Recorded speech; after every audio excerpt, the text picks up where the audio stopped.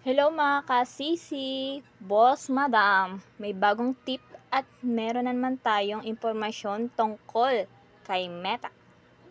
Ito, maraming nagtatanong dahil maraming nagsisiro earnings sa atin. Bakit nga ba? Ito ang dahilan kung bakit nagiging zero earnings tayo dahil may mga kasagutan tayo dyan. Bago tayo magsimula, like and share mo na itong videos na to para maraming mas makaalam ng ating bagong tip at bagong kaalaman kay Meta. Ito na po ang mga katanungan natin at maraming nagtatanong kung bakit nagiging zero earnings tayo sa ating post picture. Bakit nga ba? Dahil sa mga engagement natin. Meron tayong sinasabi na views. Marami namang views. Wala namang earnings. Marami namang engagement.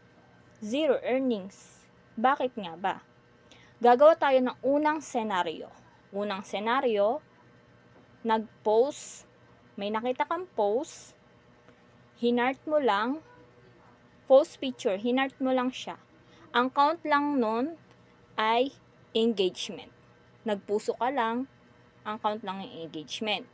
Pangalawang senaryo, dumaan sa timeline mo, kinlik mo yung feature post, zinom mo, and then nag-iwan ka ng reaction. Umalis ka na. Ang count lang nun ay views at engagement. Ito ang pangatlong senaryo. Ang pangatlong senaryo, kinlik mo yung feature, zinom mo pa ng matagal, nag-heart ka, and then, nag-comment ka ng mahaba.